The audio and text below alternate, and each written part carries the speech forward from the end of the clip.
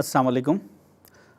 वक्फ amendment bill 2024 BJP ने जो parliament में पेश किया है, उसकी अहम वजह यह है कि हिंदुस्तान में सबसे ज़्यादा ज़मीन रखने वाला अगर कोई डिपार्टमेंट है तो वो फॉरेस्ट डिपार्टमेंट है।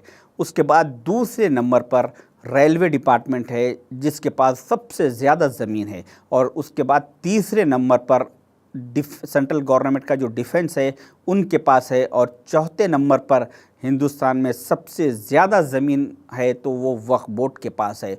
तो बीजेपी चाहती है कि इस चौथे नंबर पे जो सबसे ज़्यादा ज़मींदार है वक्फ बोर्ड डिपार्टमेंट ऑर्गेनाइजेशन, तो इसको चौथे नंबर से 40वें नंबर पर ला दे। इस वजह से उन्होंने एक काला कानून बनाते हुए एक बिल पार्लियामेंट में पेश किया, जिसको बहुत ही काबिलियत के साथ राहुल गांधी जी, जो पार्लियामेंट के लीडर ऑफ अपोजिशन हैं, उन्होंने उस बिल के बारे में कहा कि इसको जॉइंट पार्लियामेंट कमेटी यानी जेपीसी को भेजा जाए, और वहाँ पे वो लोगों की राय लेंगे। उसके बाद हम उस बिल के ऊपर पार्लियामेंट में डिस्कशन करेंगे।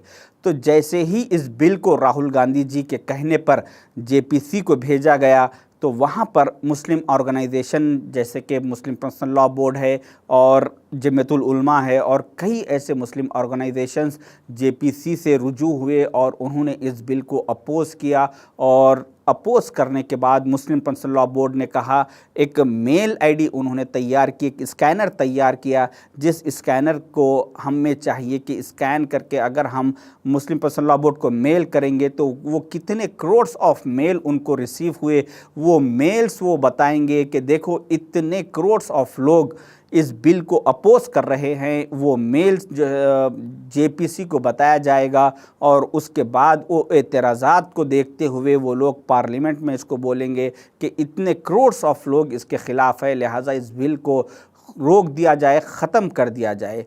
इसका छोटा सा प्रोसेस है कि आपको जो स्क्रीन पे जो स्कैनर दिख रहा है, इस स्कैनर को आपको स्क्रीनशॉट लेके इसको स्कैन करना है। स्कैन करने के बाद आपको एक ब्लू लाइन आएगी, एक मेल आपके फ़ोन से ओपन होगा, उसमें ब्लू लाइन पे ओपन मेल बोल के आएगा, उसको आप क्लिक करेंगे तो फिर उसके बाद वो पूरा मैटर जो मुस्लिम पर्सनल लॉ बोर्ड ने तैयार किया वो आपके स्क्रीन पे आएगा। फिर उसके बाद आप उसको अगर एक फॉरवर्ड का बटन दबा दे तो वो मेल आपके फ़ोन से डायरेक्ट मुस्लिम पर्सनल लॉ बोर्ड को पहुंच जाएगा।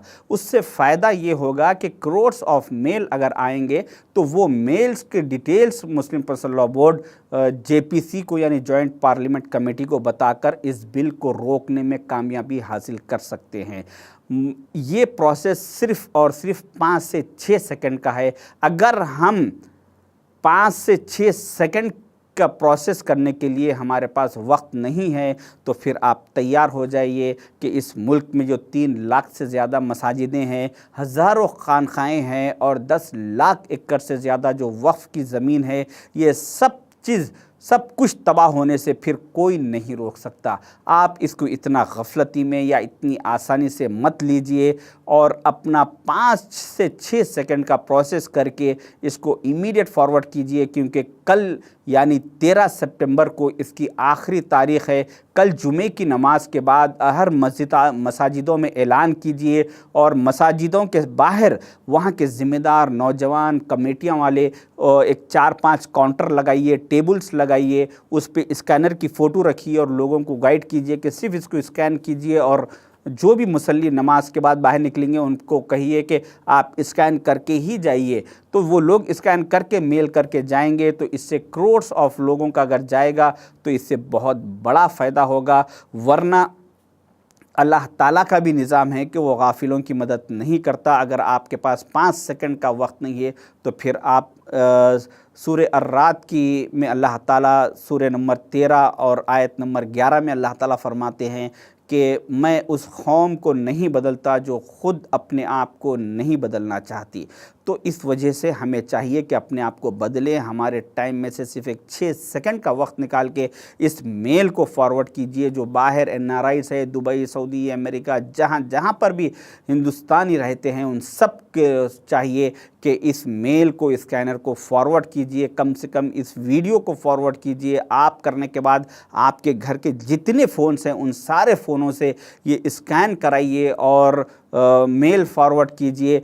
और इस चीज़ में आप इस बिल को अपोज करने के लिए मेल कर रहे हैं, मगर गफलती में मत रहिए कि जो दूसरे तबके के लोग हैं उन लोग बहुत बड़ी मुहिम चला रहे हैं इस बिल की तायीद में, वो भी एक स्कैनर तैयार किए हैं। तो अगर हम गफलती में रहेंगे तो सारी हमारी मसाजिदें, हर वो चीज़ तबाह होने से कोई नहीं रोक सकता। आगे हमें चाहिए कि इस पर गौर करें और इस पर इमीडिएट एक्शन लेते हुए अभी इस मेल को फॉरवर्ड कीजिए। शुक्रिया। अल्लाह हाफ़िज़।